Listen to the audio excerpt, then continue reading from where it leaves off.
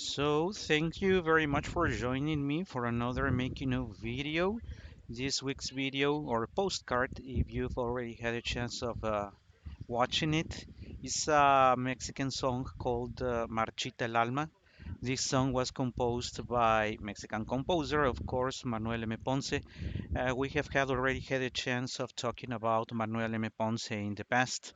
Let's just recall that he was one of, or he has been acknowledged as one of the most important, I would say, academic composers in the sense that he has formal studies in writing music, in composing, opposite to a couple of cases that we have mentioned in the past where other composers. I am thinking in particular of Jose Alfredo Jimenez, who did not have the studies in music, but still was a very prolific and very important composer for popular Mexican music.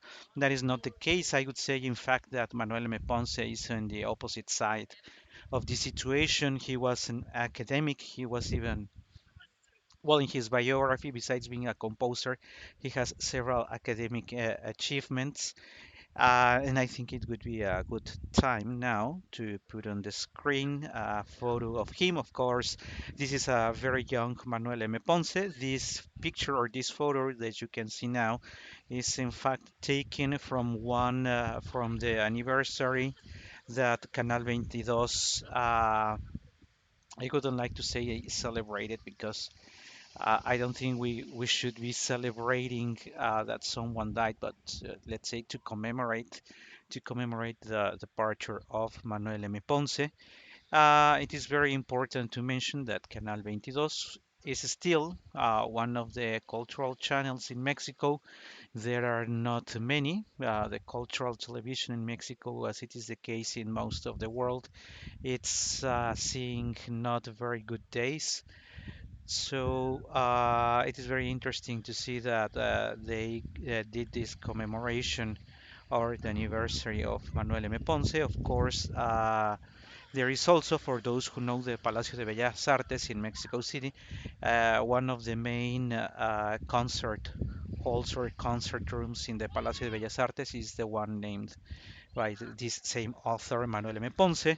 There is a second thing that I would like to mention about him, and it has to do with, if you may recall, if you watched A la orilla de un palmar, we mentioned back then that, in fact, he's the lead of a musical or a movement that in the cultural history of Mexico that is called the nacionalismo, the nationalism, the Mexican nationalism, where he traveled or he learned about many popular music, popular songs throughout the country. He took them, let's say, from his perspective, he enhanced them so that they would be academically correct. And that's how many of his pieces saw the light and became famous. I also mentioned back then that there were some composers who did not agree to that uh, because even doing the smallest of the changes to this music at some point meant losing the original spirit of which or that was part of these songs. So that's why many or there were some composers who didn't agree to what Manuel M. Ponce was actually doing. But besides that, which are, I could say, cultural and then maybe somehow political postures. The important part here is that we have in Manuel M. Ponce one of the most important Mexican composers, and it is the last song that we will be part of this postcard series is Marchita el alma.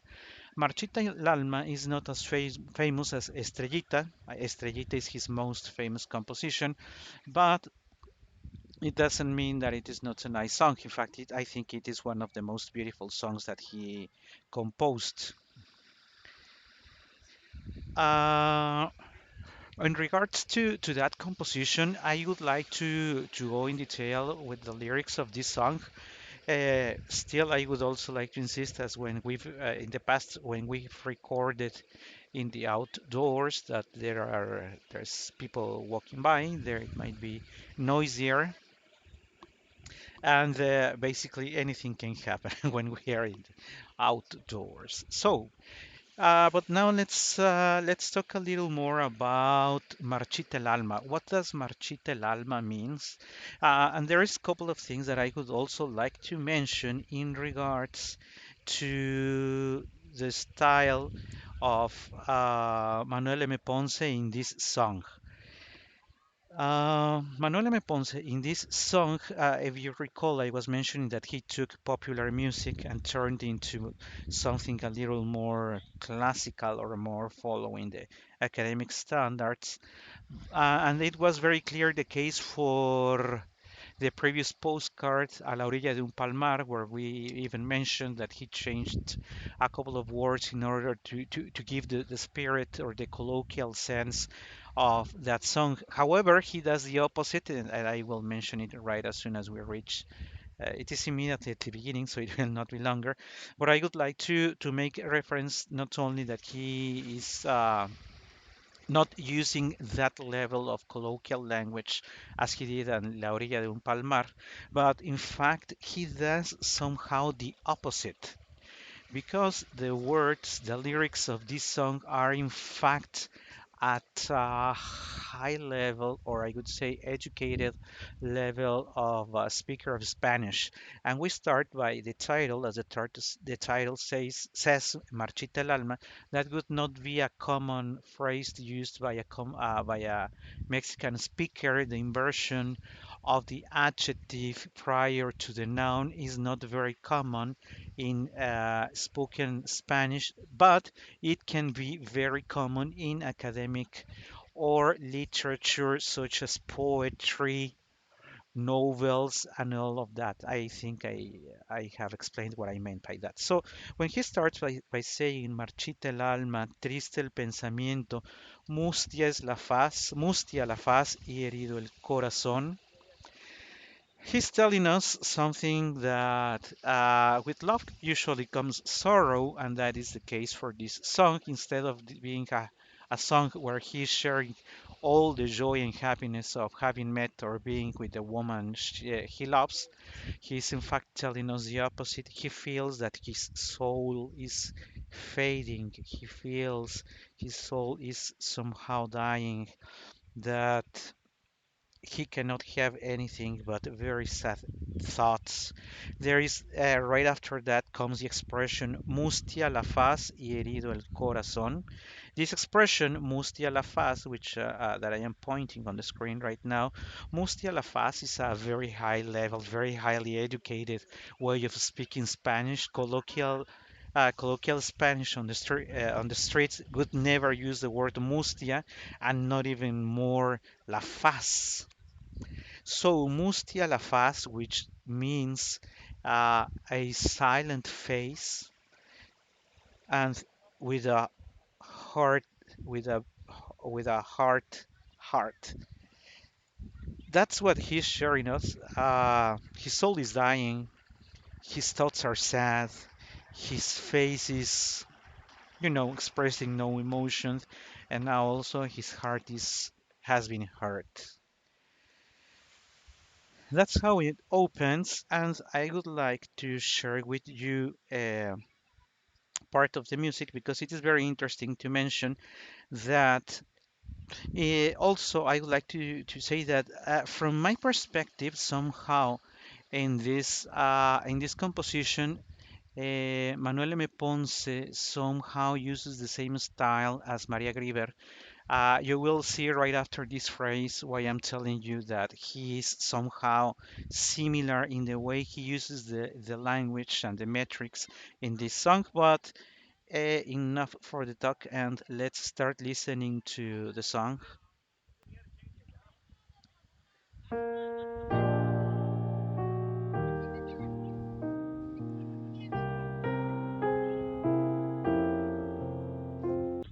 Those were notes, first notes by the piano that are telling us Marchita el alma, triste el pensamiento. As you may have already noticed, the song starts very, very low, very intimate, very quiet when he says, Marchita el alma, triste el pensamiento.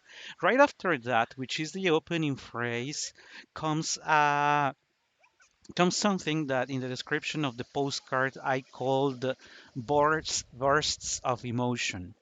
I liked to call them bursts because coming from quiet phrases or quiet parts of the songs, all of a sudden, Manuel M. Ponce is demanding from us that you reach a much higher note, not only a much higher note, but also very limited in duration. Let me give you, or let me play it from the beginning and show you what is it exactly that I mean, because this may not have been very clear. So there it goes. El alma, triste el pensamiento. Now notice this. Mustia la faz y herido el corazón. If you noticed, right after Marchita el alma, triste el pensamiento, he emphasizes the word Mustia la faz. Then right after that, he immediately goes back to a much quieter style in the song and says, "Y herido el corazón." If you recall, when we have talked about Maria Grieber, I had mentioned in the past that she liked to give to the music the same rhythm or into the same rhythm as natural spoken Spanish would do.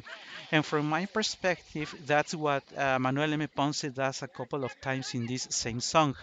And this herido el corazón, from my perspective, is so much similar to the style of Maria Grieber. I also think that he likes to do this kind of, or he uses this style in here, because otherwise the song would seem to be, like very long notes, like largueto, like pesante, and that is not what he is doing. That in fact he's giving us a variety of emotions, and the emotions of the singer are at some moments very quiet, and at some other points they reach the heights of the high note, but immediately right after that he goes back to quiet it again.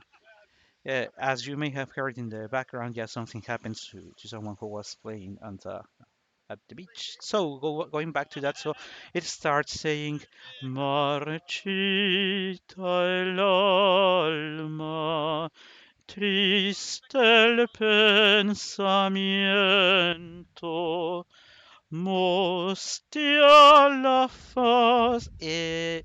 This note is very short because the expression is not Mustia la faz. That is not what is expected from the singer. It is Mustia la faz. Immediately with a very nice way of saying this phrase. Herido el corazón. Right after that, we go for the second phrase. It goes like atravesando la existencia mísera. Yeah, and then again we have if you have noticed, we have opened this phrase again in a much quieter mood when we just said atravesando la existencia mísera, and we're about to have another burst of emotion when he says sin esperanza de alcanzar su amor. So the second burst of emotion happens when he says that he's just living each day of his life with no hopes of ever reaching her love. But I would also like to say that I think it is better if we listen to the music, because it is not only the voice that is doing it. Of course, the music is supporting these bursts of emotion.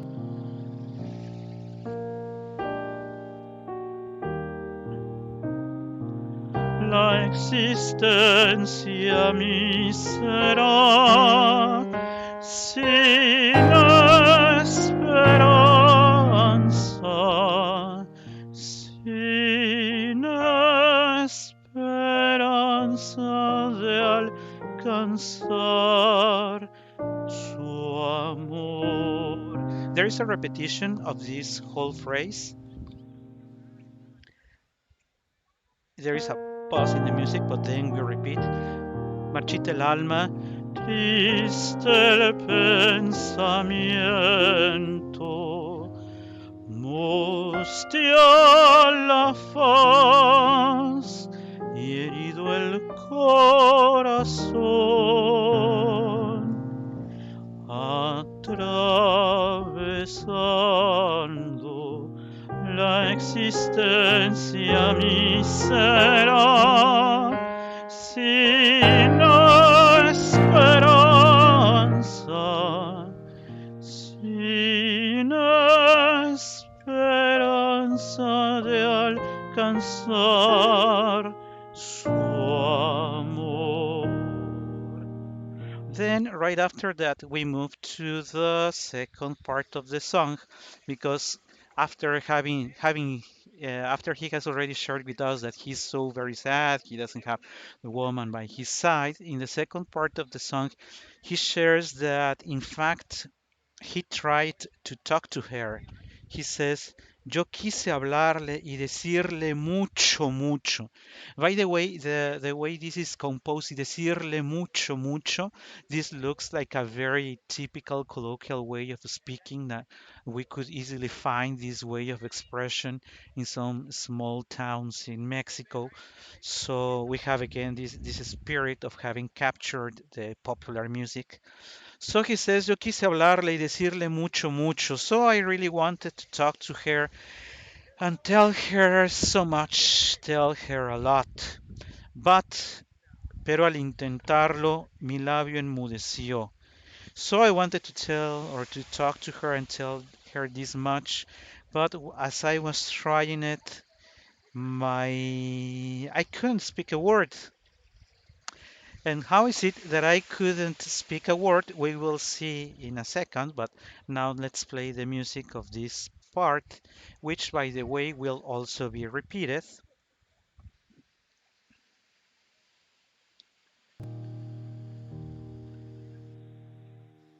So it goes. Yo quise hablarle y decirle mucho, mucho.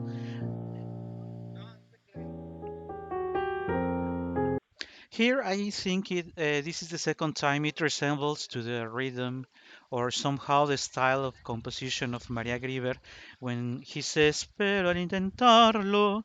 If you see, there is a good number of notes there, each note along with each of the syllables of this word, because instead of saying in a very plain, simple way, pero al intentarlo, he says, pero al intentarlo. And if you notice the difference, the melody is much more attractive if you say, pero al intentarlo mi labio enmudeció. And right after that, mi labio enmudeció. And now we go to the last expression of the song where he says, nada le dije porque nada pude. Just remember that he has already approached the woman he loves to speak to her, to tell her this much. But when he was about to do it, when he was trying to do it, he couldn't say a word. He didn't say a word because he couldn't, because that's when he learned that he was the love of someone else. Nada le dije porque nada pude, pues era de otro ya su corazón. And that's exactly how this song ends. Two very simple parts.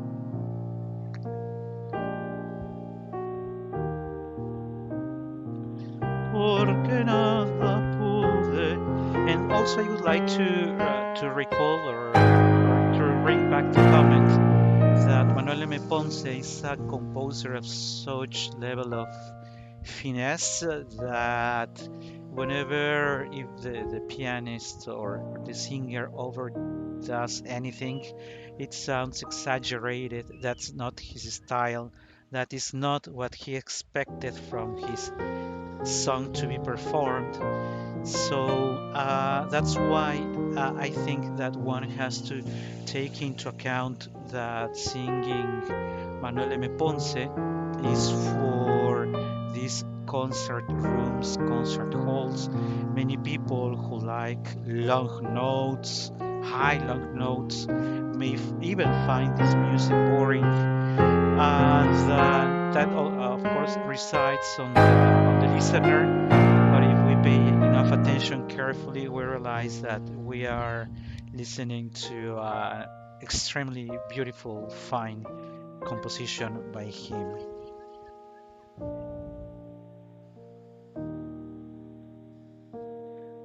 Thank you very much and see you some other time.